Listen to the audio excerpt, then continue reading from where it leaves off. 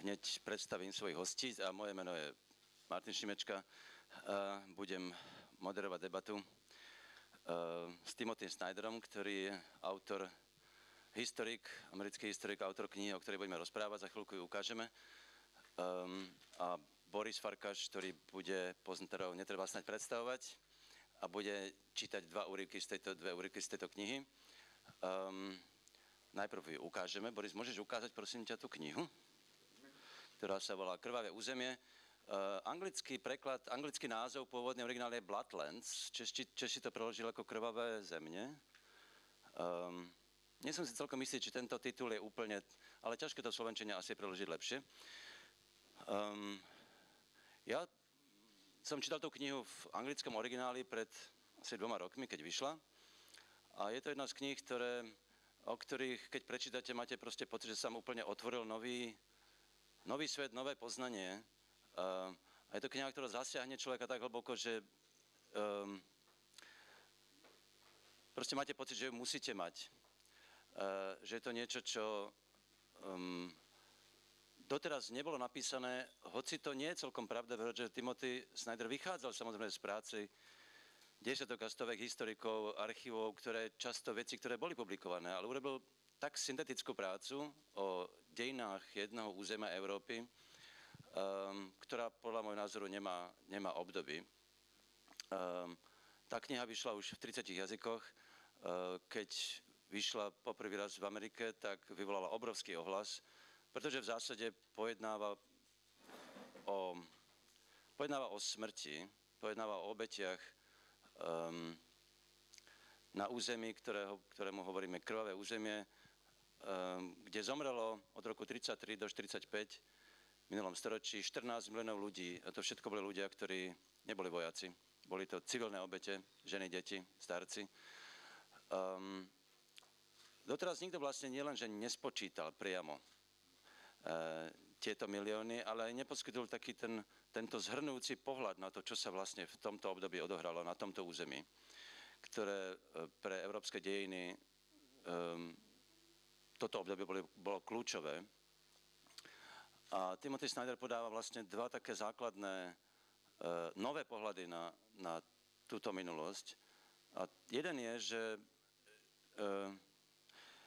tieto obete boli obete dvoch systémov, stalinizmu a nacizmu. A Timothy Snyder tieto dva systémy odhaluje na pozadí samozrejme tejto smrti, týchto obetí, ako systémy, ktoré sa navzájom dokonca doplňali, dokonca sa o seba učili. A zároveň vniesol samozrejme do debaty, o ktorej budeme ešte aj hovoriť potom o tom, áno, iste. Ponúka sa porovnávanie medzi nacizmom a stalinizmom alebo komunizmom, ktorý z tých systémov bol horší. V Európe táto debata v takejto podobe, hlavne na západe, veľmi neprebiehala, pretože na západe vždy existovala predstava, že nacizmus samozrejme bol vždy oveľa horší ako komunizmus. A dodnes tá debata sa vedie, ale myslím, že Timothyho kniha do značnej miery nabúrala tento koncept. Druhý nabúraný koncept je predstava o holokauste, z ktorej hlavne na západe sa vychádzalo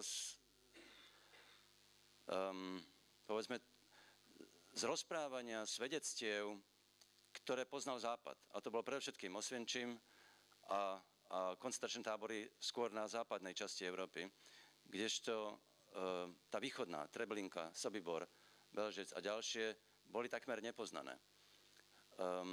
Timothy Snyder, budeme o tom hovoriť, nasvietil príbeh holokaustu v úplne inom svetle a budem chcieť od neho, aby nám to trochu priblížil. V tejto chvíli vlastne sme sa dohodli aj s Timothym, že budeme hovoriť o tej knihe samozrejme tiež, ale budeme hovoriť aj o tom, čo tá kniha vyvolala, o širších súvislostiach, ale v tejto chvíli by som rád Timothyho poprosil, aby zhruba v 5 minútach sám predstavil svoju knihu, aby, predpokladám, že ešte ste, väčšina z vás ju nečítali, aby ste vedeli, o čom budeme hovoriť. So Timothy, can you start? Thank you, Martin. Ďakujem, Martin. Myslel som si, že skôr, než budeme hovoriť o tom, čo táto kniha znamená pre svet, mali by sme v krátkosti dať jej krátky obsah. Samozrejme, ja som autor a je smiešné, že ja mám hovoriť, o čom je tá kniha, ale chcel by som to predsa len urobiť za niekoľko minút, že o čom tá kniha začne a na základe, a z čoho vychádza. Vychádza z veľmi jednoduchého pozorovania. Z pozorovania, že v relatívne obmedzenej časti Európy, na relatívne malom území, 14 miliónov ľudských bytostí, detí, žien a mužov bolo úmyselne zabíjaných v období 1933 až 1945. Pre mňa to samo o sebe je mimoriadne strašná skutočnosť a vyžaduje si, tak povediac, historika. Lebo ak sa si uvedomíte, že bolo v relatívne krátkom čase na relatívne malom území zabitých 14 miliónov ľudí, tak je to téma na historickú knihu, ale tá historická kniha nebola napísaná. A to, čo je veľmi udivujúce na tom teritóriu, kde boli títo ľudia zabíjani, je to, že kde boli títo ľudia zabíjani buď nacistami alebo stalinistami, to je presne, to boli tie miesta, kde boli prítomné tieto dva systémy. Z dnešného hľadiska je to Poľsko, Bielorusko, Ukrajina, Baltické krajiny, Rusko. Čiže sú to územia, kde boli prítomné nacistické aj sovietské vlády. Nemci vládli na mnohých územiach, ako je Francúzsko, Belgicko, Holandsko, aj samotné Nemecko, tam, kde nebola prítomná sovietská moc. Zatiaľ, čo sovietská moc vládla na obrovských územiach, kde sa Nemci nikdy nedostali. My však hovoríme o veľmi malom území, kde boli prítomné obidva režimy. A na tomto území obrovská väčšina ľudí, ktorých zabili tieto dva režimy, zomreli. Čiže keď sa pozrieme na to celé územie, ktoré kontrolovali tieto režimy od Atlantiku po Pacifik, od Francúzska po Vladivostok, tak tam zahynulo okolo 17 miliónov ľudí, ale z nich 14 miliónov zahynulo práve na tomto malom obmedzenom území. A pre mňa ako pre historika je to problém, ktorý treba vysvetliť. Ďalšia vec, ktorá je na tom pozoruhodná, je, že to miesto, o ktorom hovorím, je presne tým miestom, kde dochádzalo k holokaustu. Práve na tomto území boli všetci Židia zabití počas holokaustu. Čiže ak to mám povedať inak, geografia holokaustu to je história európskych masových vražd. Ak chceme pochopiť holokaust, musíme pochopiť iné politiky masového vraždenia. Ak chceme pochopiť masové vraždenie, musíme pochopiť holokaust. Čiže tá kniha začína od zemepisu. To je veľmi jednoduché, ale umožnilo mi to vyhnúť sa normálnej metodológii. Čo je tá normálna metodológia? Zvyčajne ľudia píšu buď o nacistickom Nemecku, alebo o Sovietskom zväze. Ja som písal o obidvoch, pretože oba boli na tomto území prítomní. Ľudia zvyčajne píšu o Židoch, Poliakoch, Ukrajincoch, Rusoch, Bielorusoch, ale obyčajne si ľudia vyberú jeden z týchto národov. Ja nehovorím o jedinom národe, ja hovorím o všetkých tých, čo boli prítomní na tomto území. A ľudia zvyčajne píšu buď o jednom zločine, ale ja píšem o všetkých zločinoch, ktoré sa odohrali na tomto území. To znamená, že ja som sa snažil prekonať niektoré z tradičných rozdelení, o ktorých hovoril Martin. Táto kniha to nie je história východnej Európy. Stalo sa to vo východnej Európe, ale tá politika, ktorá sa tu realizovala, je známa aj v západnej Európe, napríklad holokaust. Snažím sa pochopiť klasickú Nemecko, ale robím to vo východnej Európe. Takisto sa snažím hovoriť o holokauste a jeho histórii na pozadí európskej histórie. Čiže vychádzam z toho teritória a dúfam, že takýmto spôsobom sa mi podarí prekonať toto tradičné rozdelenie. Prekonanie rozdelenia je dôležité, pretože vy nemôžete vnímať všetky tieto zločiny, pokiaľ tak neurobíte. Keď hovoríme o hľadovaní 3 miliónov ruských vojnových zajacov. Vieme, že svedkami boli Židia. Je tu recipročný vzťah.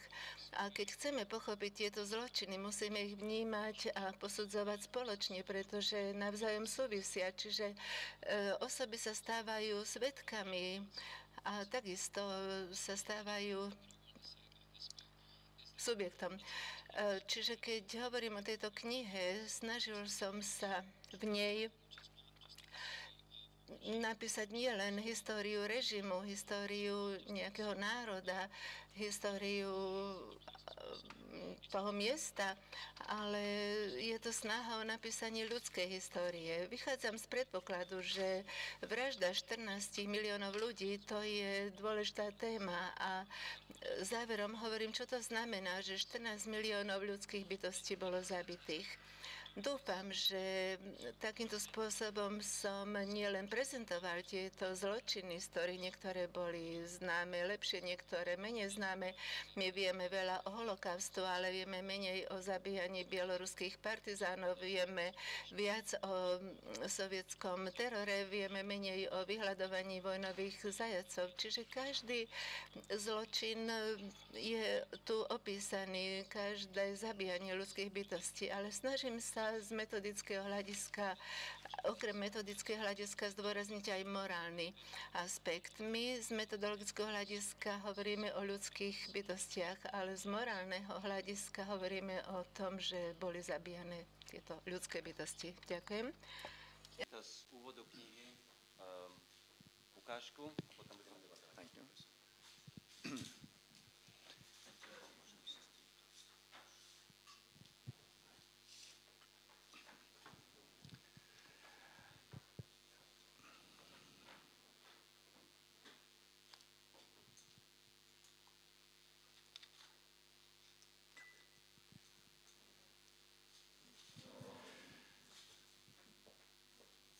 Teraz už prežijeme, hovoril si vyhladnutý chlapec, kráčajúc opustenou Hradskou krížom cez prázdne polia.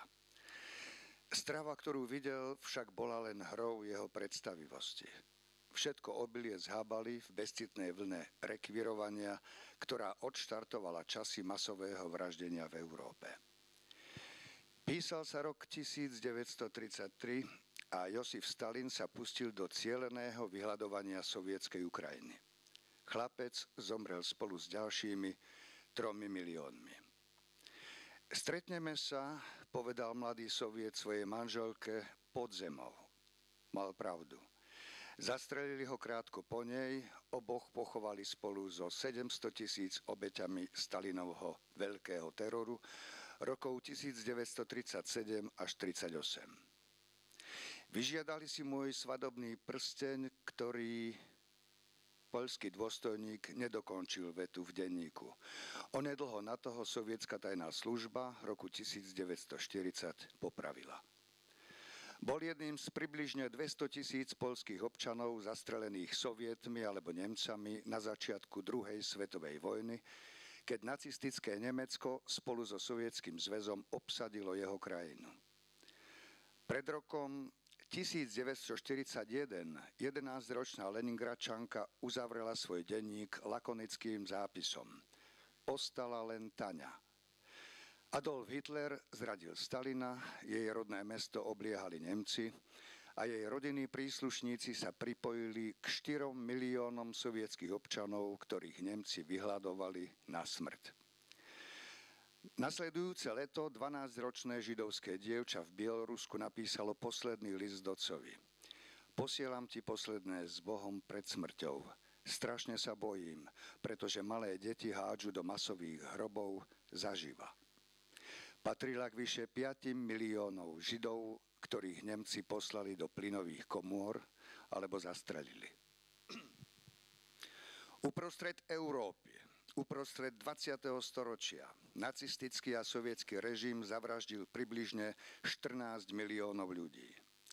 Priestor, kde všetky tieto obete zahynuli, krvavé územie, sa rozprestiera od stredného Poľska po západné Rusko, cez Ukrajinu, Bielorusko a pobaltské štáty. V rokoch silnejúceho národného socializmu a stalinizmu, spoločnej nemecko-sovietskej okupácie Poľska a neskoršej nemecko-sovietskej vojny, tento región postihlo v dejinách nevídané masové násilie. Jeho obeťami sa stali predovšetkým Židia, Bielorusi, Ukrajinci, Poliaci, Rusi a obyvatelia pobaltských republik, teda pôvodné obyvateľstvo regiónu. 14 miliónov ľudí zavraždili len za 12 rokov, medzi rokmi 1933 až 1945 za vlády Hitlera a Stalina. Hoci ich domovina sa v tomto období premenila na boisko, títo ľudia sa napospol nestali obeťami vojny, ale vražednej politiky. Druhá svetová vojna bola najtragickejším konfliktom v dejinách a približne polovica vojakov, ktorá zahynula na jej boiskách na celom svete, prišla o život tu, práve v tomto regióne, na krvavom území. Avšak ani jeden zo 14 miliónov zavraždených nebol vojakom v aktívnej službe. Väčšinou šlo o ženy, deti a starých ľudí. Nik z nich v rukách nedržal zbraň. Mnohých z nich obrali o majetok, neostali im ani šaty na tele.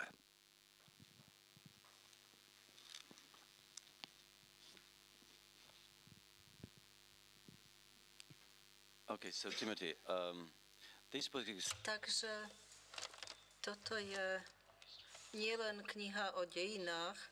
Ja som to čítal tiež ako literatúru, ako umelecké dielo, pretože píšeš tam mnoho príbehov, ktoré väčšinou končia smrťou. Je to veľmi osobná otázka, ale vždy, keď som to čítal, som uvažoval nad tým, ako si to zvládol. Ako sa to dá rýpať sa v archívoch a sledovať smrť 14 miliónov ľudí? Čo ti to spravilo? Ako ťa to poznačilo?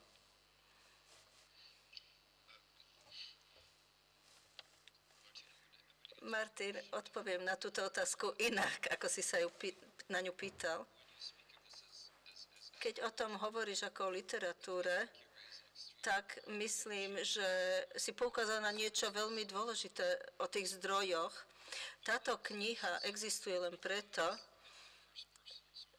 že som mal zdroje z prvej ruky od ľudí, ktorí boli zavraždení chvíľu potom, ako som mal ten zdroj. To, čo sa teraz prečítalo z tej knihy, všetky tie zdroje sú zdroje od ľudí, ktorí zomreli onedlho potom, ako napísali tieto slova. A jedna z tých zaujímavých vecí pri čítaní tejto knihy je, že máme takéto zdroje. Nemáme ich veľa, ale máme ich dosť na to, aby sme sa mohli pokúsiť znovu vytvoriť tieto osoby, oživiť ich skôr do toho času, než umreli. A má to aj pre mňa určitú morálne poslanie dejín. 14 miliónov je veľký počet, ale číslo je len číslo. Číslo 14 miliónov znamená naozaj 14 miliónov krát 1. Keď sa môžeme pozrieť stále na človeka, jednotlivca znovu a znovu a znovu a znovu.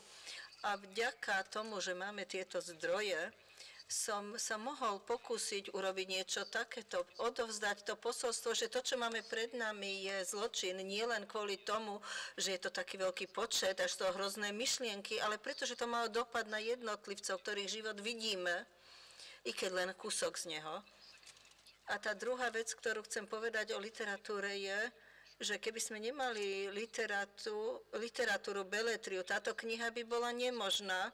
Máme svedkov, väčšinou východoeurópanov, ktorí boli svedkami týchto udalostí. A ja som si požičal Vasilia Grossmana, požičal som si Glidzinského, Arendovu, Kasslera a Orwella. Jednoducho bez týchto ľudí by bolo aj pre mňa veľmi ťažké dať všetky tieto rôzne témy dokopy, ale pokiaľ ide na tú konkrétnu otázku, aký som mal pocit, to nedokážem na to odpovedať. Môžem len povedať, že tie javy, o ktorých som písal a skúsenosti, ktoré som sa snažil predniesť, sú také významné, také dôležité, že je to prekonáva všetko, čo by som ja mohol povedať o tom, aké som mal pocity. Táto knižka bola preložená do 30 jazykov doteraz a vyšla aj v tých krajinách, kde sa tieto veci odohrávali. A samozrejme, predpokladám, že táto kniha vyvolala veľkú debatu. Vieš mi povedať, aká bola tá základná reakcia nie v Poľsku, na Ukrajine, v Bielorusku to nevyšlo. Vyšlo to do bieloruštiny? Ešte nie. A v Rusku napríklad to vyšlo, takže aká bola táto reakcia na tvoju knihu v týchto krajinách, na tú prezentáciu histórie, ktorú si ty uviedol? Chcem sa vyhnúť tomu, aby som povedal, že Poliaci povedali toto, a Česi povedali hento a Ukrajinci tamto a Rusi takto, pretože v každej krajine bola debata. V každej krajine bola debata zaujímavá. V Rumunsku bola debata, v Lotyšsku bola debata, v USA bola debata. Môžem povedať niekoľko všeobecných vecí, ktoré vidíme na týchto debatách. Jedna z nich je, že národná história má svojich obhajcov všade. Takže jeden zo základných metodologických ťahov v mojej knihe je, že hovorím, že národná história nestačí na to, aby sme veci pochopili. Nestačí na to, aby ste pochopili dokonca svoj vlastný národ. A jedna z tých najlepších recenzií v Poľsku z konzervatívnych kruhov, ktorý je teraz ministrom vnútra, bolo to veľmi inteligentná recenzia, kde sa práve na to poukázalo. Povedal, že Snyder nám ukázal, že aj keď všetci sa snažíme pochopiť našu vlastnú históriu Poliakov, na to nestačí napísať len našu vlastnú históriu, dejiny. Povedal som, to je múdre, to som chcel presne povedať, že nestačí zamerať sa na vlastný štát. Pokiaľ ide o reakciu ľudí, tak všade existuje nejaké vnímanie svojho národa. Všade máte akadémiu vied, všade máte tú predstavu, že sa dokážeme chápať. To je to biografické klamstvo. Myslíte si, že môžete pochopiť svoj vlastný život, keď hovoríte o svojom živote, ale svoj život pochopíte len, keď sa spýtate svojich priateľov. A tak je to aj v dejinách. Slovensku nedokážete porozumieť, ak sa nepozriete okolo. Lotyšsko neporozumiete, ak sa nepozriete okolo. Ak neporozumiete dejinám Židov, ak sa nepozriete na dejiny nežidov. Takže táto veľmi jednoduchá vec bolo to najbolestnejšie vo všetkých týchto krajinách. Ľudia totiž radšej myslia, že nech je akákoľvek pravda dejín, dokážeme to zachovať v rámci nášho národa. To si ľudia myslia a to nie je pravda. Takže ja sa pokúšam povedať teraz niečo zaujímavé. Vlastne tá istá reakcia prichádza od pravicových Izraelcov, ako od pravicových Ukrajincov, ako od pravicových Poliakov či Lotyšov.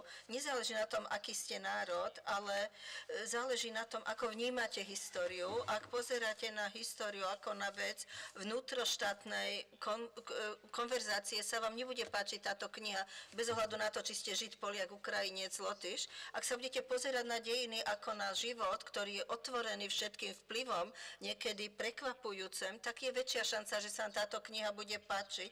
Môžem hovoriť aj o konkrétnych krajinách, ale najprv som chcel povedať toto niečo všeobecné, lebo to myslím, že je zaujímavé. Potom si tu prišiel ešte s takým určitým chápaním holokaustu, ktoré je pomerne inovatívne.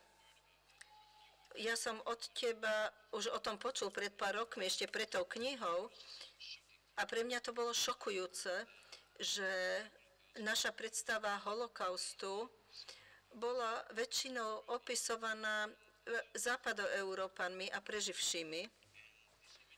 A táto predstava holokaustu v Osvienčine nie je to, čo je jediná pravda. Takže mohol by si troška opísať toto chápanie, toto nové chápanie holokaustu a ako aj reakciu západnej Európy na tento nový prístup? Pretože je to zmena v historickom chápaní Západu. Áno, toto je veľmi zaujímavý problém. Keď začneme s geografiou holokaustu, tak si uvedomíte veľmi zjavné veci. Holokaust bola jav vo východoeurópskej histórii. Väčšina obetí boli východoeurópski Židia, bolo ich viac, oveľa viac ich zomrelo. Západoeurópski Židia, Sefardi boli zavraždení alebo poslaní najprv na východnú Európu, aby tam boli zabití. Takže keď si pozriete zemepis, tak to vidíte ako veľmi jednoduchú vec. Teraz otázka je, že čo s tým spravíte? A ja som sa pokúsil urobiť 3 veci. Poprvé, opísať holokaust tak, ako sa stal. Začal som so streľbami na okupovanom sovietskom území a potom som prešiel k plynovým komorám v okupovanom Poľsku a potom k tomu vysielaniu Židov z južnej a západnej Európy do Osviečimu. Keď ospisujete holokaust týmto spôsobom, tak si myslím, že som prispel k tomu, čo už mnohí ďalší historici a odborníci urobili predo mnou. A to je snaha vymedziť, určiť, čo bol vlastne holokaust, pretože ako si povedal, a to je tá druhá vec, ktorú sa pokúsam urobiť, až doteraz holokaust sa chápal takým minimalistickým spôsobom. A to je ironické, pretože mnohí západoeurópania sa na to pozerajú ako na zločin, ako na negatívnu paradigmu modernizmu, ale tá verzia holokaustu, ktorú majú ľudia na západe v svojej hlave, je radikálna. Týka sa ľudí z krajín ako Holandsko, Nemecko, ale tam nebolo veľa Židov a veľa z nich aj prežilo a zabúdajú na Pobaltie, Poľsko, Sovietsky zväz, kde bolo strašne veľa Židov a väčšina z nich bola zachytená a zavraždená. Takže je to tá základná revízia, ktorú musí urobiť západná Európa. Táto história, o ktorej si západoeurópania mysleli, že ju zvládli, sa musí vlastne znovu prekopať, aby pokryla všetky obete. A toto je nepríjemné aj z národného hľadiska. Koľkí nemeckí historici, francúzski historici by chceli už povedať, pochopili sme holokaust, ale francúzski Židia, nemeckí Židia sú len veľmi malou časťou tej histórie, o ktorej hovoríme. Francúzski Židia vo Francúzsku, aby som to povedal z východoeurópskeho hľadiska, viac poľských Židov bolo zavraždených vo Francúzsku, než francúzskych Židov vo Francúzsku.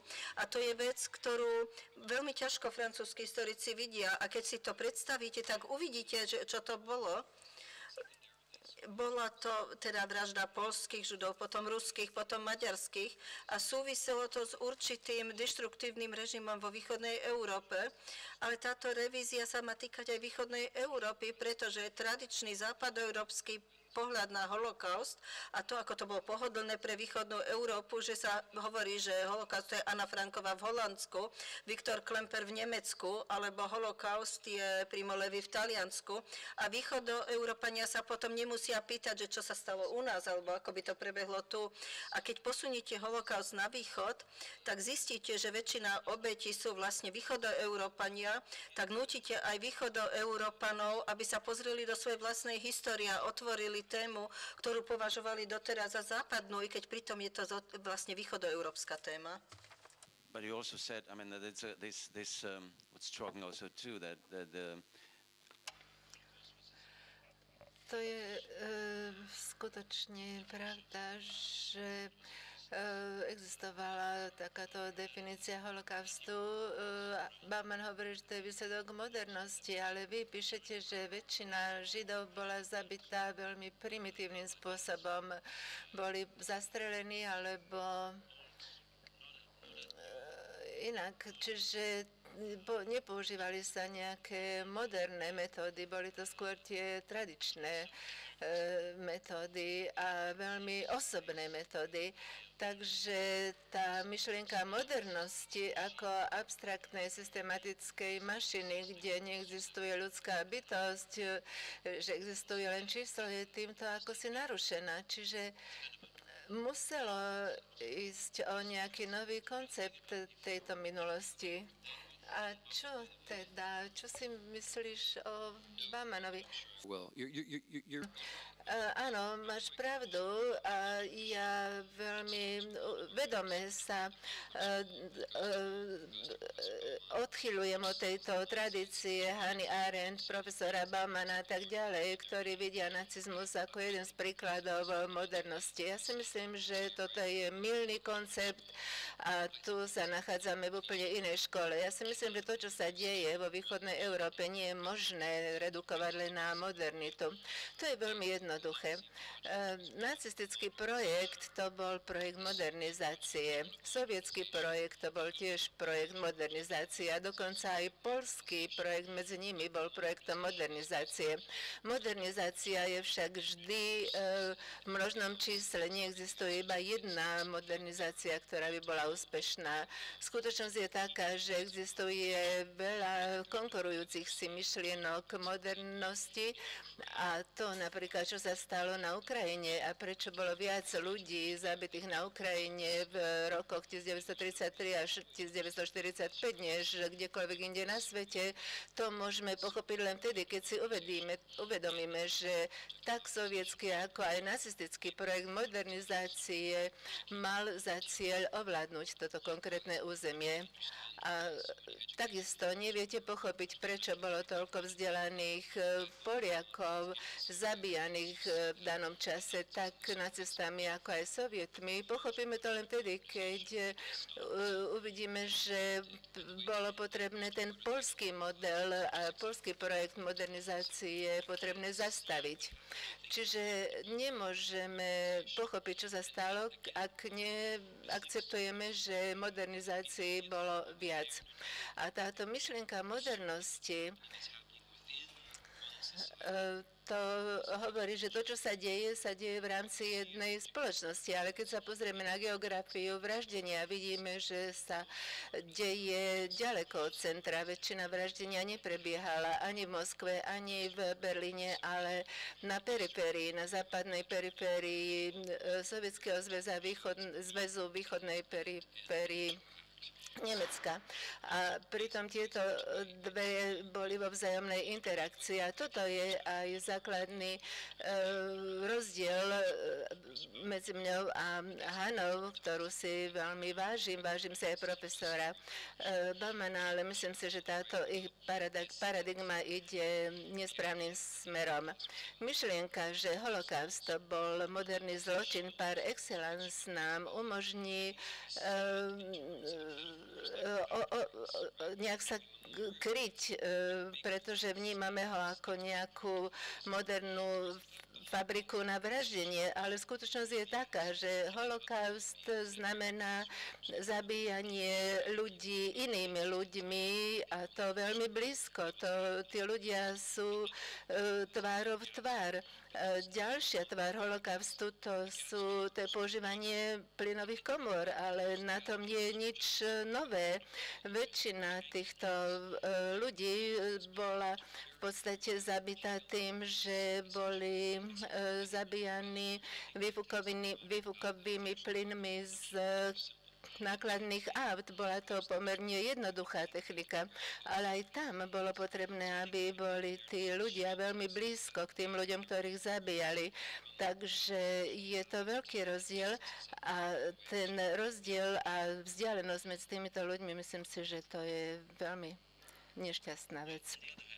Na druhej strane, Hannah Arendt podľa mňa bola prvá, ktorá vyšla s tou myšlienkou v pôvode totality s názorom, že obidva tieto totalitné systémy je potrebné dávať, teda vnímať obidva.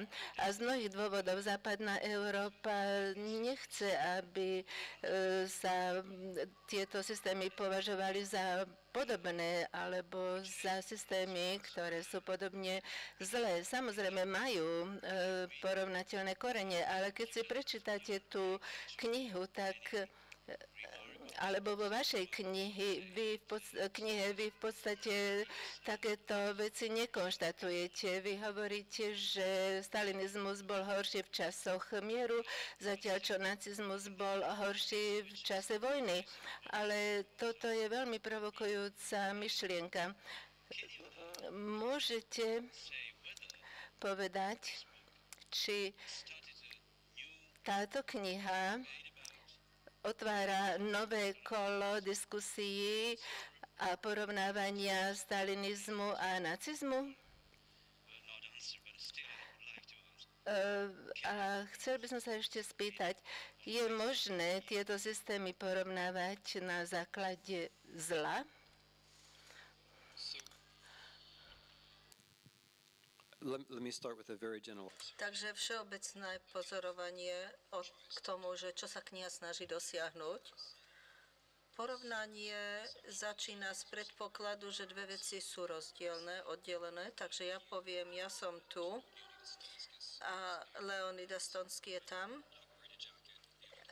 Ja nemám sako, Leonidas má sako, ja nie som Litovec, on je Litovec. Teda to sa porovnávajú dve veci, ktoré sú od seba oddelené. Porovnávanie je metodická aktivita, kde oddelíte dve veci a potom hľadáte to, čo majú spoločné alebo rozdielne. A celý predpoklad mojej knihy je, že tieto systémy boli najvraždiacejšie systémy a neboli rozdielne, fungovali v tom istom čase na tom istom mieste a niekedy aj vzájomne interagovali. Takže moja kniha nie je porovnania v tom klasickom význame. Začína s pozorovaním, že tieto režimy sa nedajú rozdeliť, lebo boli vždy v tých hlavách a vždy boli v nejakej vzájomnej interakcii. Druhá vec, ktorú chcem povedať, je, že je zrejme, dobre, to som povedal, moja kniha nie je porovnanie. Nezačínam s tým, že tu sú nacisti a tu sú sovieti, ako hovoria mnohé články. Je veľa literatúry, posttotalitnej literatúry, ktorá hovorí, že NKVD robilo toto a NSD robilo toto, Politbüro robilo toto a Hitlerovci robili hento. Ale to ja naozaj nerobím. Ja tie režimy zaraďujem do historického rámca a miesta. A je úplne zrejme, že nemôžeme mať tabu pri porovnaniach. To sa nedá. Keď sme mali mať tabu pri porovnávaní, tak by to vyžadovalo zničenie alebo zabudnutie na historickú skúsenosť 100 milióna ľudí, na ktorých mali oba režimy vplyv. Asi 100 miliónov Európanov bolo ovplyvnených jedným alebo druhým režimom a chceme predstierať, že títo nikdy nežili. Chceme si predstaviť, že oni zabudajú na to, že boli vystavení obom režimom. Nečítame všetko, čo povedali preživší holokaust o Sovietoch. V mnohých týchto výpovediach je veľa o tom. Nebudeme čítať ukrajinské pamäte o hladomore a holokauste. Budeme prechádzať cez milióny zdrojov a budeme to čistiť od týchto porovnávajúcich prvkov. To je základný historický fakt, že Európania v jednej časti Európy boli pod vplyvom týchto systémov a malo to dopad na ich život. Nie len teda, že robia tie porovnávania, samozrejme porovnávajú to stále. Ľudia v 39. vo Varšave sa snažili rozhodnúť, či utečú pred Wehrmachtom alebo pred Červenou armádou. 75 rokov, teraz sa bude hovoriť o tabu a ja nemôžem preto porovnávať Wehrmacht a Červenú armádu, budem tu len sedieť a umriem. Oni to samozrejme porovnávali, uvažovali o tom, že čo je pre nich horšie, čo je horšie pre ich rodiny a používali svoj najlepší odhad, takže Ukrajinci, ktorí hľadovali, červenoarmejci, ktorí hľadovali, umierali hladom v nemeckých zajateckých táboroch, porovnávali svoje skúsenosti z 33., keď ich vyhľadovával Sovietsky zväz. Boli pesničky o obidvoch režimoch a poézia o obidvoch režimoch a snahe oboch režimov ich vyhľadovať k smrti. Takže toto porovnanie je súčasťou historickej skúsenosti a keď poviem, že to nemôžeme porovnávať, je násilie na skúsenostiach. Samozrejme, táto predstava tabu nie je správna. V knihe robím určité porovnanie, ako hovoríš, napríklad, že pre nacistov bola revolúcia v budúcnosti za hranicami Nemecka, preto vraždia mimo svojich vlastných hraníc a pre Sovietov revolúcia bola v minulosti. Stalin bol násilný ako obrana, takže väčšina vraždenia bola za mieru v rámci vlastných hraníc. A teraz z hľadiska toho, že čo bolo hroznejšie, zločinnejšie, to je metafyzická diskusia a do tej sa nechcem púšťať. V samotnej knihe, ako som už povedal, vychádzam z morálnej analýzy a metodológie postavenej na jedincovi, na jednom človeku. A nacisti zavraždili dvakrát toľko ľudí ako cielená politika v porovnaní so stalinistickým režimom. Keď som čítal túto kapitolu o ukrajinskom hladomori a príbehy ľudí, ktorí zomierali, niekedy som naozaj musel knihu odložiť a verím, som presvedčený, a to je fascinujúce na tejto knihe, že tieto príbehy, tie najotrasnejšie príbehy, aké si človek dokáže vôbec predstaviť, sú napísané krásnym jazykom, čo je fascinujúca kombinácia. A žiadna literatúra nedokáže byť taká brutálna, otvorená, ako je realita. Ale teraz by som chcel ešte raz požiadať Borisa, aby nám prečítal ukážku z knihy a budeme potom pokračovať v diskusii o tom, čo Boris bude čítať.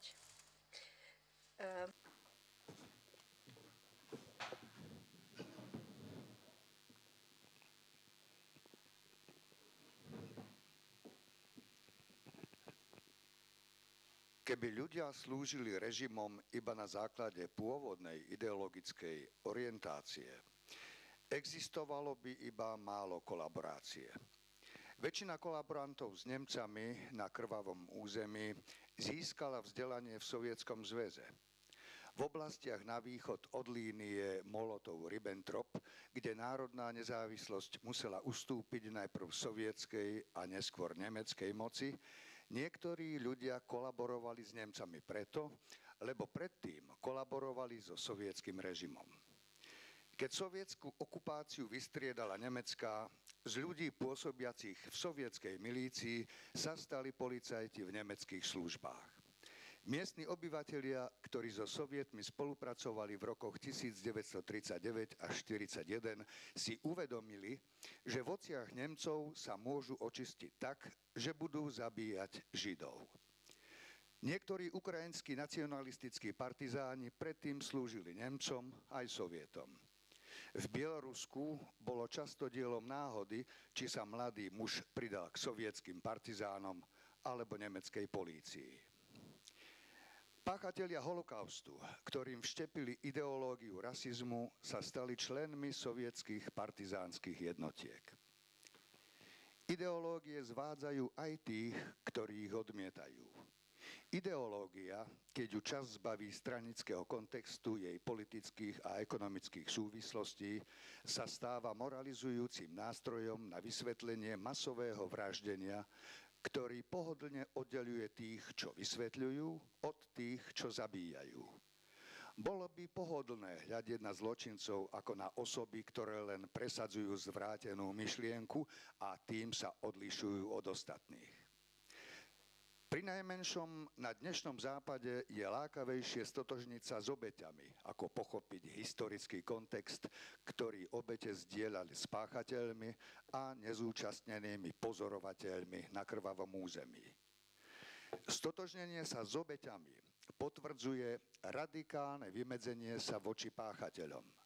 Strážnik v Treblinke, púšťajúci zariadenie plynovej komory, alebo dôstojník NKVD s prstom na spúšti, nie som ja, ale predstavuje osobu zabíjajúcu niekoho ako ja. Je však nejasné, či toto stotožnenie sa s obeťou prináša nejaké poznanie, alebo či toto dištancovanie sa od vraha predstavuje morálne stanovisko. Vôbec nie je jasné, že redukovanie histórie na hry o morálke prispeje k tomu, aby sa ktokoľvek stal morálnejším. Nárokovať si postavenie obete samo o sebe správne žiaľ neprináša správnu etickú voľbu. Stalin a Hitler počas svojej politickej kariéry stále tvrdili, že sú obete. A presvedčili milióny ďalších, že aj oni patria medzi obete medzinárodného kapitalistického, respektíve židovského sprisahania. Počas nemeckej invázie do Poľska nemecký vojak uveril, že smrteľný úšklabok Poliaka je dôkazom o iracionálnej nenávisti Poliakov voči Nemcom. Počas hladomoru sa ukrajinský komunista ocitol medzi mŕtvými telami obetí, kopiacimi sa pred dverami jeho domu. Obe strany sa pokladali za obete.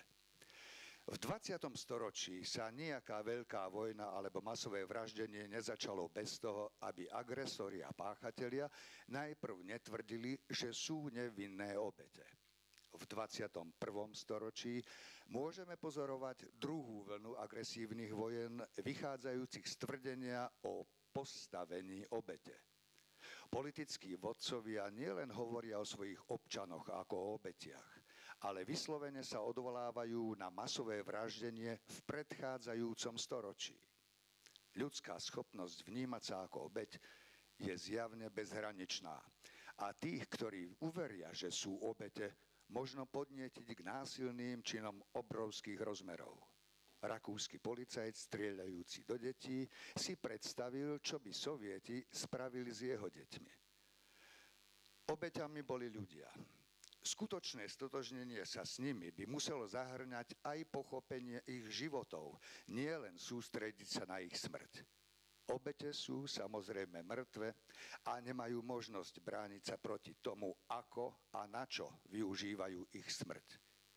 Je veľmi jednoduché posvetiť vlastné politické rozhodnutia alebo postoje smrťou obetí. Morálnu hrozbu napokon nikdy nepredstavuje to, že sa človek stane obeťou, ale to, že by sa mohol stať páchateľom alebo nezúčastneným divákom. Je lákavé tvrdiť, že konanie nacistického vraha nemožno nejakým spôsobom pochopiť. Výnimoční politici i intelektuáli, napríklad Eduard Beneš a Ilja Ehrenburg, tomu pokušeniu počas vojny podľahli.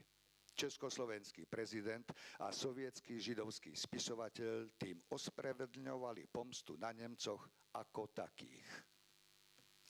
Ľudia, ktorí o iných hovorili ako o podľuďoch, boli sami pod ľuďmi. Ak ľudskej bytosti odoprieme jej ľudskú prirodzenosť, stane sa morálnosť nemožnou.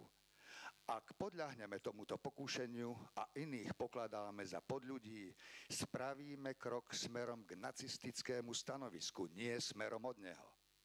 Ak konanie iných ľudí pokladáme za nepochopiteľné, rezignujeme tak na úsilie pochopiť ho a vzdávame sa tým aj dejín. Well, Timothy, Timothy, teraz sedíš v tejto miestnosti v krajine,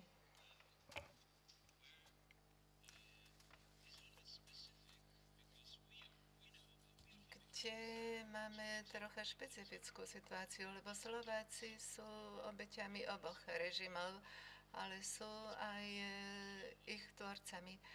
A je to teda veľmi zvláštna situácia, kde na Slovensku máte korene aj obidvoch systémov, nacizmu, komunizmu, ktorých naši vlastní ľudia tvorili. Máme vlastných predstaviteľov tak nacizmu, ako aj komunizmu. A máme teda túto skúsenosť, kde sa veľmi ľahko mnohí fašisti po roku 1945 zmenili na komunistov. Na Slovensku takmer každá rodina mala takú, v tomto tá širšia rodina mala medzi sebou aj nejakých komunistov a nejakých fašistov, respektíve fašistov po zmene režimu komunistov. Ale na druhej strane Slovensko nie je súčasťou krvavých území.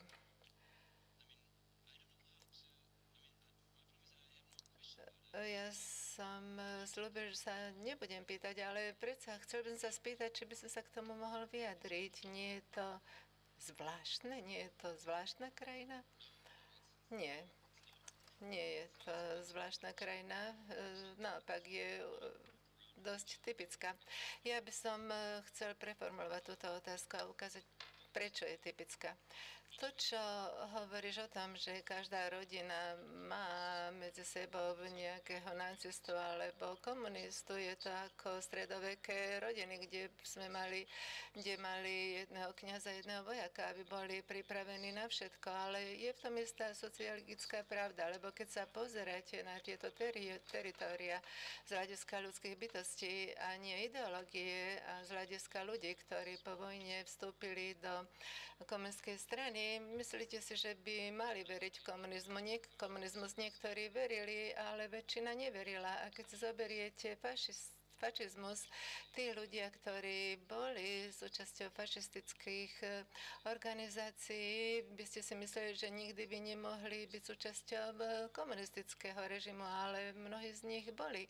A v Poľsku je pomerne zaujímavé to, že Poliaci, ktorí zabíjali Židov počas vojny, s oveľa vyššou pravdepodobnosťou po vojne vstupovali do komunistickej strany. Ale keď sa nad tým zamyslíte, tak to dáva zmysel. Nie preto, že by boli nejak v rodine zlí, ale ako Jung povedal predčasom, keď v tom momente, ako spolupracujete s jedným režimom, tak svojím spôsobom budete spolupracovať aj s iným režimom, aby ste sa zachránili. Takže ja som písal v tej pasáži o dvojitej kolaborácii. Tá dvojitá kolaborácia znamená, že bez nej by neprežil ani jeden režim, lebo keď sa zamyslíte nad policajtami, keď prišli Nemci, tak mali by vyhodiť všetkých sovietských dôstojníkov a nahradiť ich vlastnými, ale oni to sa jednoducho nedalo všade urobiť. Oni museli použiť aj miestnych ľudí. A skutočne oba režimy sa snažili toto robiť, ale vieme, že veľmi známi páchatelia holokaustu v Pobalti, najmä v Estonsku, boli potom, alebo ešte predtým, boli dôstojníkmi NKVD. Oni skrátka pracovali pár dní pred tým v NKVD. Čiže to je taká sociologická pravda. To však neznamená, že tie režimy sú rovnaké. Tie režimy mali odlišné organizačné štruktúry, odlišné ciele, ale ľudia sú všade ľudia. Keď čítate dejiny, tak vás to naozaj menej prekvapí. Je pravda, že Slovensko nie je súčasťou krvavého územia. Ja definujem krvavé územie ako tie miesta, kde nacistická moc, nie len nacistický režim, kde bola prítomná nacistická moc. A nezahrňam tam Maďarsko, Rumunsko, Slovensko, fašistické Francúzsko. Ja hovorím o tých územiach, kde nacisti vybudovali svoj aparát. Slovensko, Maďarsko, Rumunsko nie sú súčasťou krvavého územia, ale sú súčasťou podobného fenoménu. Tieto krajiny, ako aj Taliansko a Francúzsko, to boli štáty, ktoré kolaborovali s nacistickým Nemeckom, zapojili sa do vojnového úsilia do istej miery a po vojne potom mali odlišný osud. Francúzsko a Taliansko sa stali súčasťou západnej Európy, zatiaľ čo Slovensko, Chorvátsko, Maďarsko a Rumunsko zostali súčasťou východnej Európy. Takže to je ten dvojitý nacionalizmus, komunizmus. Francúzsko a Taliansko mali príjemnejší osud, ale človek má tendenciu zabúdať na vlastnú minulosť, čo platí aj pre západné Nemecko, ale na jedna strana európskeho zjednotenia hovorí o francúzskej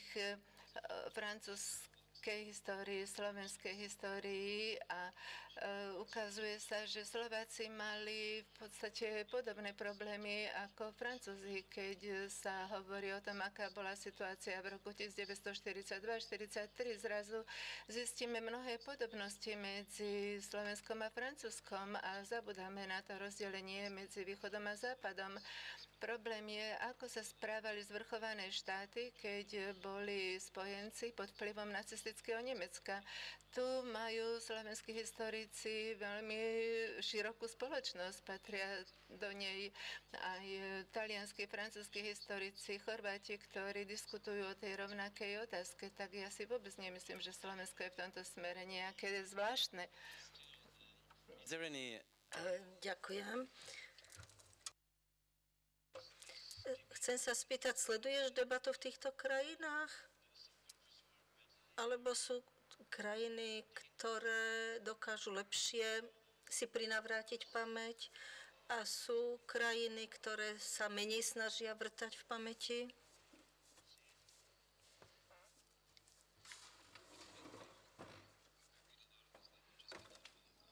Ja čítam mnohých z týchto jazykov, ale nie vo všetkých. A to, čo sledujem, je podľa toho, kde som v tom čase.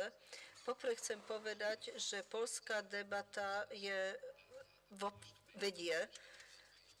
Tu začali mladí už pred 10 ročím, čiže predbehla všetkých v tom, že majú viac kníh a tieto knihy sú kritickejšie a tieto debaty sú také širšie, takže je to taký osobitný prípad. A to, čo je zaujímavé, a chcem to zopakovať, môžete povedať, že v Poľsku je viac zaujímavých kníh než vo Francúzsku. Takže to už nie je teraz nejaké východoeurópske pamäťové derby. Derby asi nie je dobré slovo. Takže nie je to len súťaž východoeurópskej pamäte, kde by sme sa mohli spýtať, že čo im, ako pracujú francúzski historici versus východoeurópsky. Rumunsko sa veľmi neskoro začalo s týmto vyrovnávať, čo je zaujímavé, pretože tie zločiny druhej svetovej vojny v Rumunsku boli spáchané, ale aj tam sa v posledných 2 rokoch objavili knihy. Ťažko sa mi na to odpovedá, ale na jednej strane chcete, aby čo najskôr prebehli tieto debaty, ale treba pamätať aj na to, že dokonca aj vo Francúzsku trvalo 50 rokov, kým sa začalo venovať týmto veciam vážne. A z tohto pohľadu východoeurópska debata je možno stále rozčarujúca, ale predsa len prenecháva určitý priestor na nádej, že sa veci zlepšia. Ale nevidím vás, tam je tam tma, takže ak niekto by mohol, ak sa zdvihne ruka, tak mi zabezpečiť, aby mohol prísť z mikrofónu. Ale medzi tým, neviem, kto by to mohol mať na starosti, ale bolo by fajn, keby mi to niekto pomohol urobiť. Ja medzi tým teda ešte položím ďalšiu otázku, ale budem rád, keď sa ozve z publika otázka. So, Timothy, there is another... Takže, Timothy, ešte jedna vec. A o tom hovoríš aj v inej vynikajúcej knihe.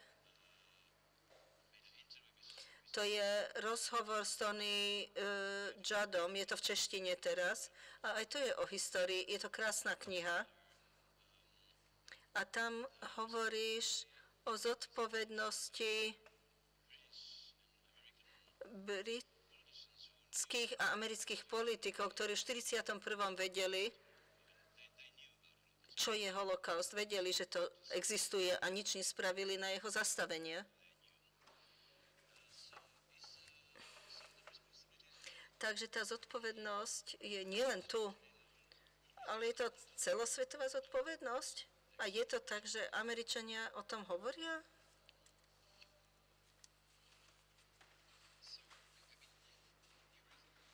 Toto je veľmi dôležitý komparatívny bod.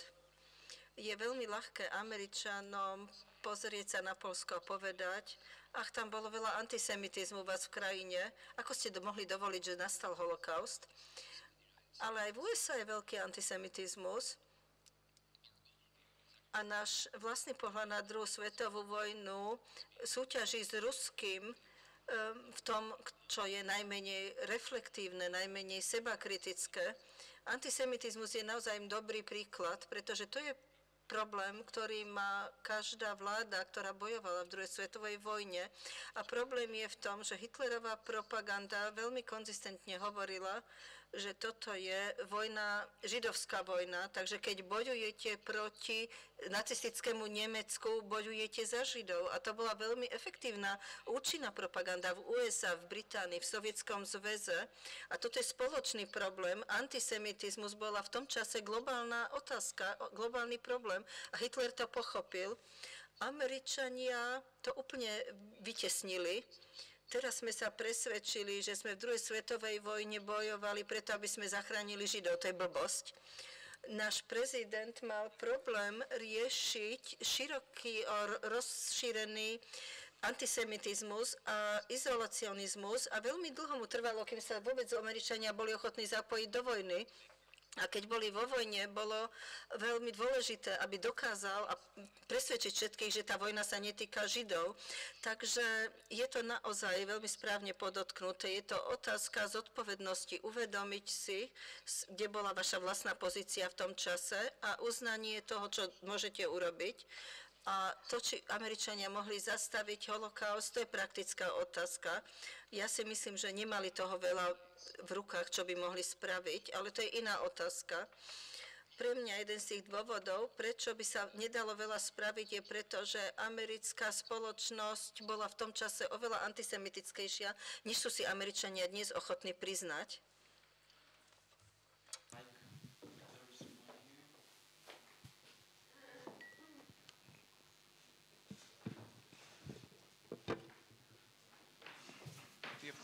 Thank you very much.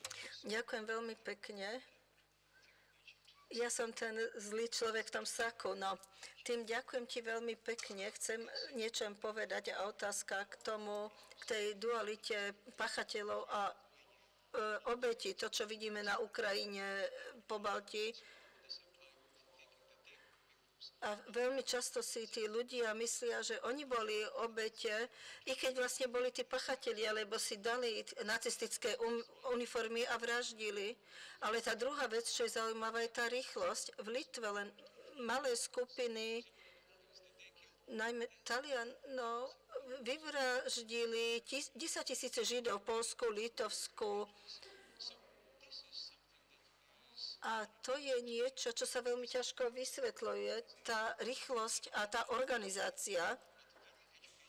A to, že to boli veľmi vzdelaní ľudia, ktorí sa to zúčastňovali, napríklad kňazi, katolícki kňazi, učitelia, ľudia, ktorí vzdelávali iných, ktorí učili druhých, že spolu človeku neublížiš. A títo ľudia boli veľmi dobre organizovaní, boli dobre pripravení, všetko tam bolo. A preto tá logistika umožnila ten rýchly nástup a šírenie. Ako to vysvetlíš? Dokonca aj fašisti Mussolinivského typu v Litve boli prekvapení. A i keď si mysleli, že Židia nie sú ľudia, predsa si niekedy mysleli, že to nezaslúžia. Ako je možné, že v Pobaltí sme nedokázali vysvetliť, čo sa tam stalo? Bolo to ako keby deštrukcia spoločenskej štruktúry, straty solidarity a spoločnosť bola vlastne mŕtva. Neexistovala spoločnosť. Je to veľmi ťažká otázka a tá sa týka nielen holokaustu v Litve, ale aj samotného začiatku holokaustu, pretože holokaust ako taký, to rýchle, masívne vraždenie Židov začalo v Litve v júli 41. Ale trvalo by dlhšie, než mám čas, aby som odpovedal na túto otázku, aby som dal primeranú odpoveď.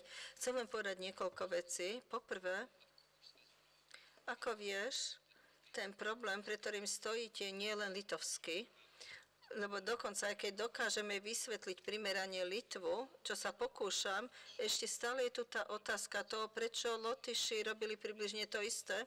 A je tu stále tá otázka toho, že prečo v rôznych častiach Sovietskeho zväzu sa správali rovnako v inom spoločenskom prostredí. Prečo to bolo na Ukrajine, ako to bolo? A prečo všade sa dokázala šíriť nacistická moc v Sovietskom zväze rovnakou rýchlosťou vraždenia. V Kyjeve aj v Charkove to bolo asi také isté ako v Rige, i keď to sú územia s inými skúsenosťami. Takže to riziko je, že keď vysvetlím Litvu, veľmi konkrétnym spôsobom by sme boli veľmi optimistickí, pretože sa vyhneme tej tvrdej realite, že takáto kolaborácia a úspech vo vraždení nie je len litovský jav. Takže ešte ale chcem povedať, že je niečo osobitné, špecifické, to, že nie len tá rýchlosť, ale aj to, že to bolo to prvé miesto, to miesto, kde sa Nemcom podarilo nájsť príjemné prostredie na to. Jedna z tých ľahkých odpovedí je povedať, že Litovci boli antisemiti a antisemitizmus bol masové hnutie pred vojnou. To by nám veľmi pomohlo pri vysvetlení, ale nie je to pravda. Litovci a litovská politika boli menej antisemitská ako poľská, povedzme. A máme holokaust aj v Poľsku, ale nie také, ako to bolo v Litovsku. Nebola to masívna kolaborácia, nebola to tá rýchlosť. Takže sa to nedá vysvetliť miestnym antisemitizmom. To by asi väčšina ľudí chcela urobiť, lebo to je pohodlné, ľahké. Takže ako to vysvetľujem? V prvom rade, keď si hovorili o deštrukcii spoločnosti, a to sa nedá vysvetliť bez toho, aby sme nepochopili, čo znamená, že štát je zničený Sovietským zväzom. Dokonca ani Slováci, ani Česi, ani Poliaci nemajú predstavu o tom, že čo to znamená. Je to najmä Estonsko, Litva, Lotyšsko, ktorí to zažili, ktorí mali zvrchovaný štát a tento štát bol jednoducho deštruovaný. Ich elity, vládnuce triedy boli vyvraždené, deportované a veľmi rýchlo nastúpili politiky kolektivizácie v priebehu roka. A je to podľa mňa veľmi dôležité, že ľudia boli uväznení a deportovaní. Nechcem tu hovoriť alebo merať, že kde bolo viacej obetí, než či v stalinizme alebo v nacizme. V nacizme ich bolo viac, ale deportácia, väzenie, vraždenie dramaticky mení spoločnosť a prehliada sa na vec, ktorá sa týka majetku. Sovietská moc znamená, že otázka majetku je stále otvorená. Sovietská moc znamená, že tam nie je už kapitalizmus. To znamená, že Židia stratia svoje spoločenské postavenie a znamená to, že veľké židovské majetky, obchody, podniky, továrne, hotely, banky, to všetko už bolo zoštátnené. To znamená, keď prišli Nemci, tak otázka znela, kto to dostane. A teraz to bolo veľmi dôležité. Dôležité je, že súkromné vlastníctvo už bolo odstranené a to malo vplyv na to, ako sa Litovci správali. Takže nedá sa to vysvetliť bez predchádzajúcej sovietskej skúsenosti. A tá predchádzajúca skúsenosť vytvára aj veľmi osobitné politické zdroje. Keď Nemci prišli do východného Poľska v 41. nemôžu povedať, že obnovíme poľskú nezávislosť, pretože už v 49. tam prišli, ale môžu to povedať Litve a urobili to a je dôveryhodné to pre niektorých ľudí po určitú dobu a okrem toho môžu urobiť niečo osobitné pre Litvu, môžu zo sebou doniesť, ako viete, stovky aktivistov, ktorých si už predtým vybrali, ktorých si predtým vyselektovali a títo ľudia dokážu vysielať v rozhlase po litovsky, dokážu vytvoriť miestne vládne orgány a môžu fungovať ako tlmočníci, prekladatelia, čoho? Veľmi dôležitého posolstva, že nacistická je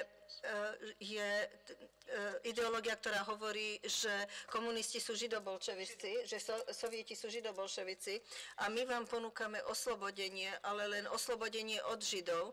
A ak sa chcete zúčastniť tohto oslobodenia, musíte sa zúčastniť vraždenia židov. A to je veľmi zaujímavý sociologický moment, pretože keď sa pozrieme na tie fakta, tak veľká väčšina kolaborantov sovietským režimom v Litve boli Litovci, nie Židia. ale to sú presne títo litovskí kolaboranti, alebo tí, ktorí boli zatiahnutí do sovietskeho systému, ktorí boli tou chrbticou nemeckého vraždiaceho aparátu. Takže táto židobolševická ideológia dala tú vinu Židom a to bolo niečo ako očistenie sa. A keď ste tak ste dokázali vlastne, že ste neboli vinní. Keď litovskí aktivisti prišli do Litvy a hovorili o tej spolupráci s Nemcami a dávali komunistov do basy, nehovorili, že to sú Litovci, ale to sú Židia. Čistíte sa od Židov. Táto predstava, že bolševici sú Židia, je veľmi abstraktná, ale tí Litovci, ktorí prišli s Nemcami, to dokázali predať a boli tiež obeťami takého politického nesprávneho výpočtu. Mysleli si, že keď sa zúčastia tejto akcie vraždenia Židov, že dostanú za to niečo ako zvrchovanosť, ale keď si uvedomili, že to nie je pravda, bolo to koniec 41. a väčšina litovských Židov už bola vtedy vyvraždená. Takže to sú tie špecifické črty Litvy. Sú tam aj generické veci, ako napríklad katolícki kňazi, alebo aké bolo medzivojnové katolické učenie o Židoch? Tí zdôrazňovali, že Židia sú bolševici a bolševici sú Židia. A to je tá veľmi temná kapitola katolického vzdelávania. Neviem, či to bola dobrá odpoveď, ale najlepšia, ktorú som dokázal v tom krátkom čase dať. Dobrý večer, ja som Filozofickej fakulty v Bratislave. Spomínali sa tu dve mená, Arendová a Bauman. Ja by som sa najprv troška vyjadril k Arendovej a Baumanovi a potom by som dal otázku. Pokiaľ ide o Arendovu, tak tá v knihe o pôvode totalitarizmu vlastne si kladla základnú otázku, že či sa dá nie vysvetliť, ale pochopiť totalitarizmus a holokaust chápala vlastne ako špeciálny prípad totalitarizmu. A mne sa práve na tom vašom výklade páčilo to, že ste vlastne povedali to, čo Arendová nazvala ako veľký problém, že my si vieme predstaviť, keď niekoho jedného človeka zabijú, ale veľmi ťažko si vieme predstaviť, že zabíjajú tisíce, zabíjajú 100 000 a už vôbec nie, že milióny. Čiže chýba nám často tá konkrétna predstava, ako si predstaviť, že zabijeme milióny ľudí, čo sa dialo práve v prípade holokaustu. Pokiaľ ide o Baumana, ja som trošku ináč čítal Baumana a mne sa zdá, že Bauman v knihe Modernosť a holokaust hovorí o dvoch veciach. Hovorí o tom, že holokaust zahrňuje obidve formy, aj tú modernú, aj tú archaickú a uvádza niekoľko prípadov. On hovorí napríklad o kryštálovej noci, ktorá vlastne predchádzala ešte holokaustu a hovorí, že to bolo vlastne takéto primitívne besnenie, kde boli použité veľmi primitívne prostriedky zabíjania. Ale jak som ja ho pochopil, tak vlastne Baumanovi išlo o to vyjadriť holokaust alebo pochopiť holokaust ako modernú formu genocídy. Modernú formu genocídy a z tohto hľadiska on vlastne definuje potom aj holokaust ako priemyselné a masové zabíjanie ľudí. Priemyselné a masové. A z toho vlastne robí záver, že v takomto priemyselnom masovom zabíjaní proste nebolo možné uplatniť tie primitívne metódy, ale bolo treba využiť všetky technické prostriedky, ktoré vlastne dávalo 20. storočie, aby sa tento holokaust mohol v takom obrovskom meradle, ako sa uskutočnil, sa uskutočniť.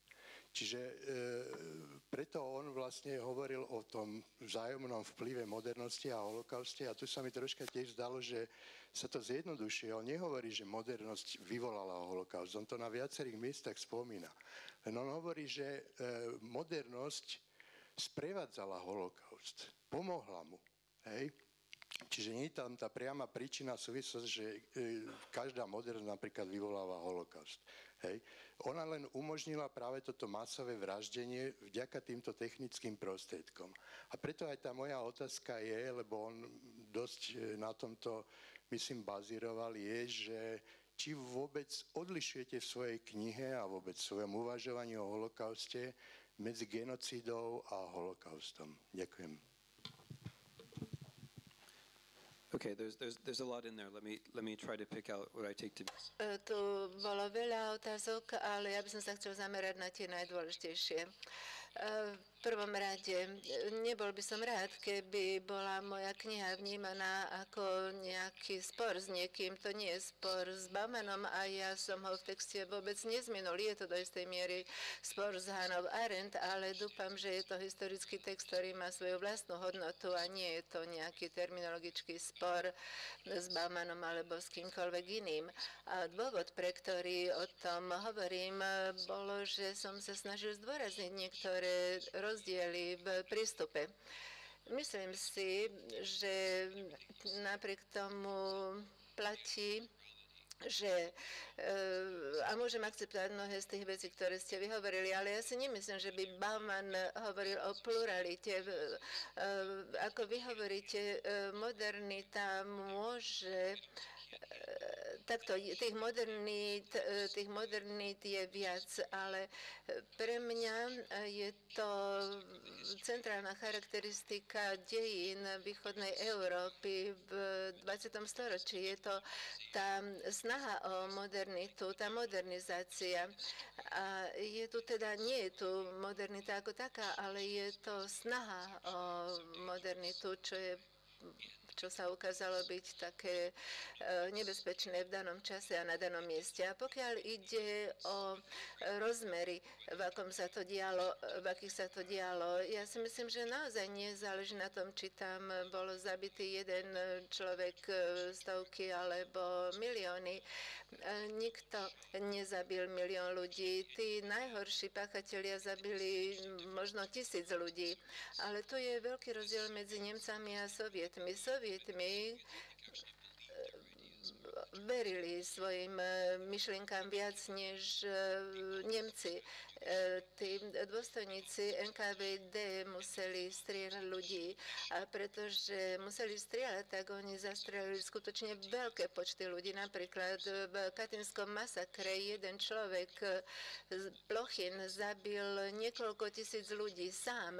Pre Nemcov toto bolo zvlášť veľmi zriedkavé, len málo kedy jeden Nemec zabil takýto veľký počet ľudí, možno ich bolo zopár, čo zabili 1000 ľudí, ale nebolo ich skutočne veľa. Čiže vynára sa tu otázka, keď vy kladete otázku, že ako môže niekto zabiť 10 000 alebo viac ľudí, k tomu vlastne nedošlo a Hitler nikdy nevidel, že by sa niečo takéto dialo, respektíve nevidel to na vlastné oči, ale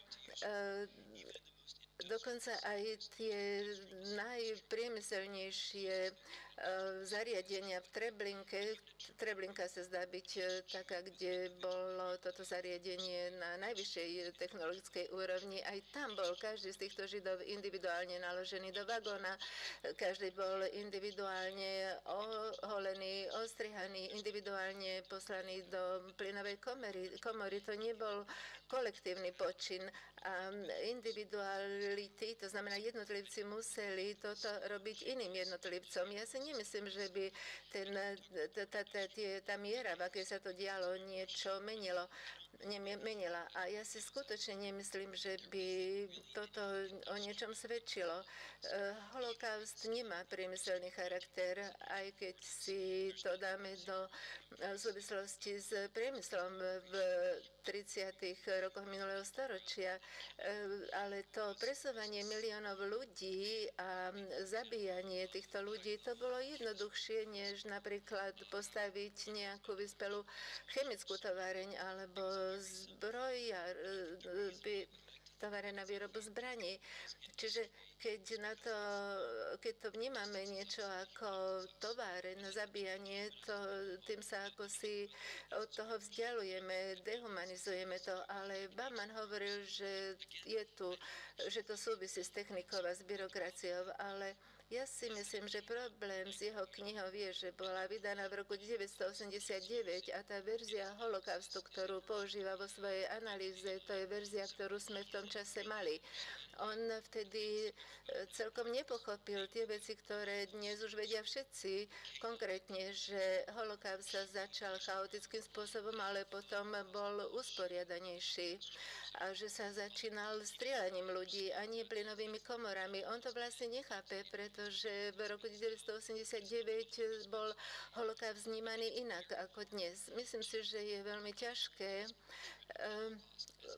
podporiť jeho portrét holokaustu ako niečoho, čo sa dialo na priemyselnej úrovni. Plynové komory tie neboli vytvorené preto, aby to bolo všetko usporiadanejšie, ale boli vymyslené preto, aby Nemci nemuseli osobne strieľať Židov. A skutočne nebola to až taká komplikovaná organizácia v porovnaní s bojmi druhej svetovej vojne. Bolo to relatívne jednoduché. A ja by som chcel teraz uviesť jeden príklad. Keď sa pozeráte na niečo, čo bolo vopred naplánované, čo bolo organizované, čo sa udialo veľmi rýchlo, to bola Ruanda, pretože v Ruande boli ľudia zabíjani rýchlejšie než v holokauste, bez zbraní, bez pušiek. A tá predstava, že je potrebná priemyselná spoločnosť na to, aby boli zabíjani ľudia v masovom meradle, to neplatí, lebo to najmasovejšie zabíjanie, najrýchlejšie zabíjanie sa udialo v roku 1994 v Ruande a tam neboli žiadne plynové komory. Môj názor je taký, že v tom smere je Ruanda možno modernejšia. Uvediem príklad. Ruanda vyzerá skôr ako Baumanov obraz holokaustu, než samotný holokaust. A udialo sa to v úplne inom prostredí v Afrike.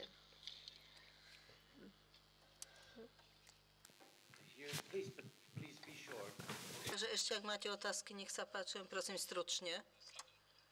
Druhá kniha, ktorú spomínate, je Interview s Jadom. Mám taký pocit, že v budúcnosti historici budú uvažovať len o jednej vojne v 20. storočí.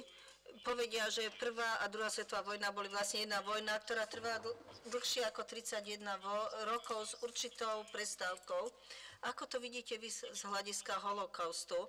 Dá sa povedať, že obe svetové vojny sú jedným vojenským konfliktom 20. storočia?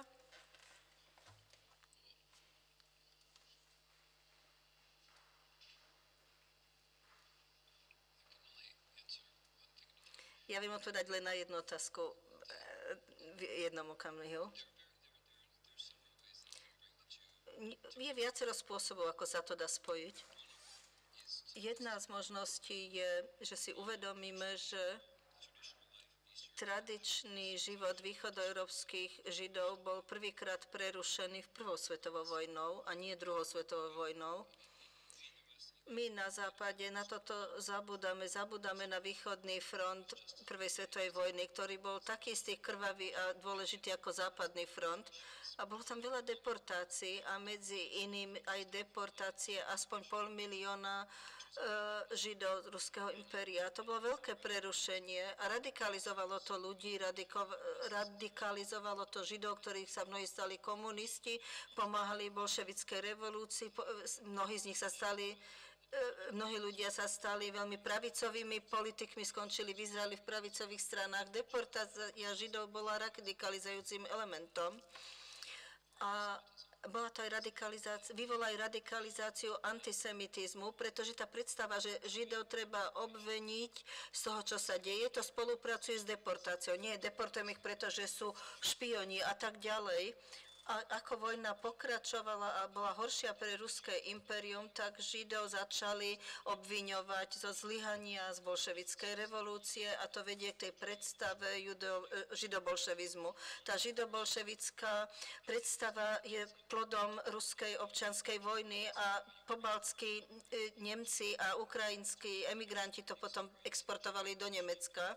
Takže bola to tá deportácia Židov v prvej svetovej vojne v Ruskom impériu a to viedlo k tej holokaustu, to umožnilo holokaust, to vytváralo ideológiu a bolo to prvé prerušenie európskeho židovského života a prvá svetová vojna umožnila objavení sa takých politikov, ako bol Hitler.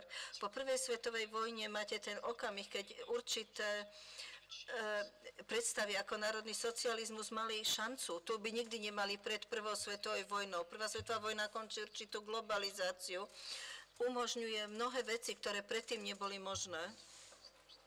Takže je tu určité prepojenie medzi tými dvomi, ale ja neviem, či to bol len jeden veľký konflikt. Keď to poviete, že to je jeden veľký konflikt, tak beriete určitú zodpovednosť a činnosť ľuďom z 20. a 30. rokov. Tá druhá svetová vojna je dôsledok volieb, výberu, ktorý nastal. To nebolo nevyhnutne povedané, že prvá svetová vojna končí druhou svetovou vojnou. Takže ja to nerád vidím ako jeden veľký konflikt. A teraz ešte posledná otázka. Volám sa Sonia. Ivana Buraja z Filozofickej fakulty. Ja som bola veľmi potešená počuť od vás viac menej také spochybnenie a polemiku toho výkladu jak nacizmu, tak komunizmu, dvoch totalitných režimov ako produktu modernizácie, ktorá sa spája práve s menom Baumana.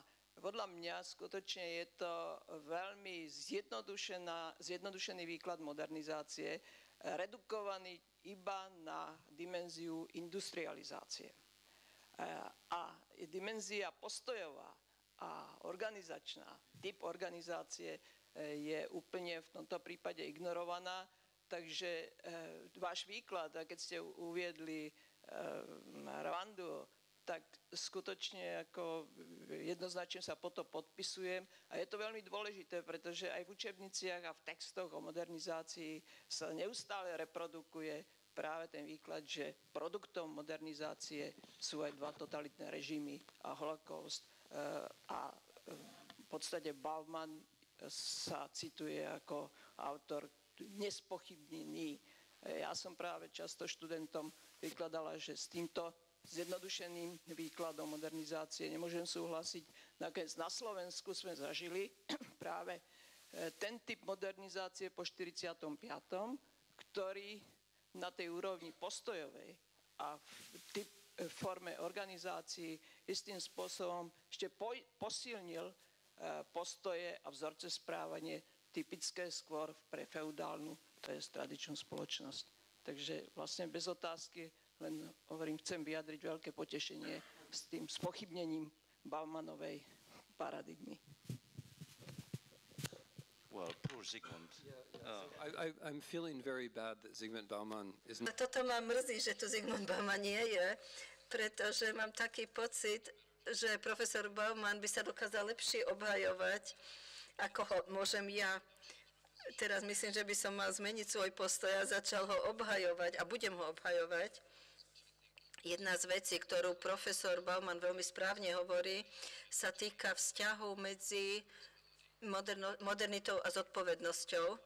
Jeho analýza a moja analýza končia v zásade rovnako, že i keď začíname z rôznych východisk, že existuje základný problém so zodpovednosťou v masových spoločnostiach a to sa týka tej časti práve, ktorú sme čítali z knihy o obetiach. Tomu sa chcem vrátiť. Tá identita obete je niečo, čo je teraz masová produkcia. Všetci máme prístup k rôznym tomu, že sa môžeme stať obeťami a prežiť to, čo prežila obeť. A to je ten spôsob tej histórie, ktorá bola takto práve spracovaná, umyselne to hovorím spracovaná. A profesor Bauman a ja súhlasíme s tom, že je tu problém so zodpovednosťou, ale chcem ešte povedať niekoľko vecí, pretože ste hovorili aj tu o organizácii. Jeden z dôvodov, prečo mám problém s Arendovej prezentáciou a prečo s ňou súhlasím a nesúhlasím, je práve tá otázka organizácie. Nacistický režim dokázal fungovať, a to súvisí aj s otázkou Leonidasa Donského, pretože boli takí dobrí v dezorganizácii. Nemci, keď uvažujeme o Nemcoch, vždy si používame taký etnický stereotyp. Sú poriadni, majú inštitúcie, všetko merajú, zapisujú a podobne. A keď si pozriete druhú svetovú vojnu a jej dejiny, to nie je pravda. keď si zoberieme tie masové vraždy, to nie je pravda. Oni experimentovali, improvizovali, nepísali si veci, boli veľmi nepresní a ich metódy súvisia len s ničením inštitúcií. A mal som ešte povedať jednu vec o tomto regióne, čo som nepovedal na začiatku, a že ďalší spôsob, ako definovať tento región, je, že toto je miesto, kde predvojnové štáty boli totálne odstránené a to nie je náhoda. Takže to miesto, kde došlo k holokaustu, to miesto, kde došlo k najväčšiemu vraždeniu, väčšinej vraždenia ľudských bytostí, kde sa prekrývajú tieto dva režimy, sú tie miesta, kde sa odstránili štáty. Poľský štát sa úplne odstránil aj v realite, aj podľa zákona. Nemci tvrdili, že poľský štát nikdy neexistoval. Tvrdili, že to, čo oni robia, nie je vojenská okupácia, pretože tam nikdy nebol predtým poľský štát. A Sovieti hovorili v zásade to isté. Povedali, že pobaltské štáty nikdy vlastne neexistovali a preto môžete súdiť pobaltských občanov podľa sovietských zákonov za to, čo robili v 20. rokoch alebo v 30. rokoch. A toto nie je náhoda. Ukazuje sa, že aby ste mohli zavraždiť nacistickou metódou, musíte najprv veci dezorganizovať. A to je ten rozdiel v porovnaní so Sovietmi. Tí boli oveľa presnejší, tí zničili predchádzajúce spoločnosti, ale potom boli oveľa akurátnejší v tom, čo robili.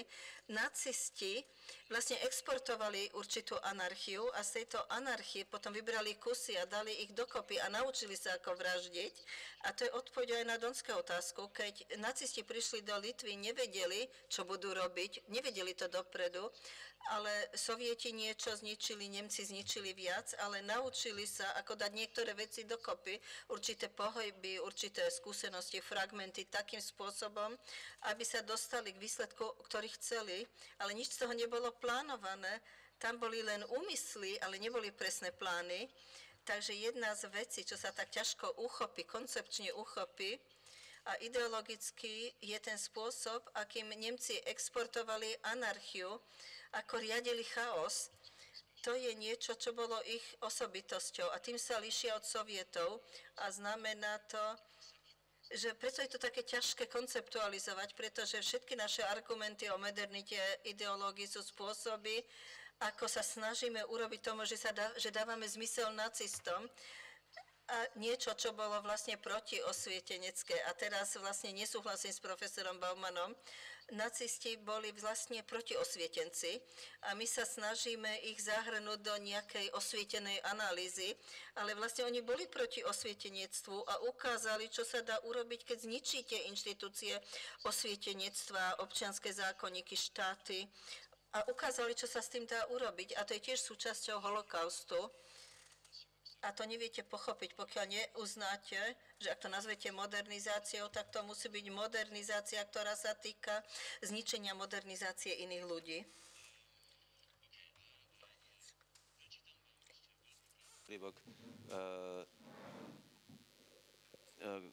Kde sa Timothy Snyder vyjadruje, pričom kladie otázky Tonymu Jattovi, ale v podstate to nie sú otázky, sú to komentáre. Jeden je teda a týkajú sa histórie. Hovorím to preto, pretože táto kniha je nielen, že je podľa mňa povinným čítaním pre nás všetkých, ale je skvele napísaná. A Timothy Snyder píše, alebo hovorí Tonymu Jattovi, úkol psát dobře nemáme jen proto, aby si lidé kupovali naše knihy. A nejen proto, že to patří k úkolu historika, ale i proto, že už zbývá jen málo řemesel, které se chovají zodpovědně k jazyku. U zodpovědného vyjadřovacího řemesla, které ještě zbývá, se nacházíme přímo v centru. To si myslím, že je veľká pravda a Timothy je presne ten typ historika, ktorý má fantastický jazyk a je to vlastne veľká literatúra. A na záver, základní etická odpovědnost historie spočívá v tom, aby lidem připomínala, že se skutečně odehrály mnohé události. Skutky a útrapy byly opravdivé. Lidé nějak žili a jejich životy skončily právě tímto a ne jiným způsobem. A ať už je řeč o lidech v Alabamě v 50. letech, anebo v Polsku v letech 40. Základní etická platnost těchto prožitků je stejně reálná jako u naší vlastní zkušenosti. Anebo je pro nás přinejmenším srozumitelná a v tomto smyslu nepominutelně reálná. Myslím, že Timothy Snyder prostě urobil presne toto úžasné dielo Krvavé územie je presne to, čo som teraz citoval, podľa mňa Timothy dnes reprezentuje absolútnu historickú špičku proste vo svetovej literatúre. A ďakujem, že teda bol medzi nami a vám ďakujem, že ste prišli. Veľmi pekne ďakujem. A Borisovi za čítanie.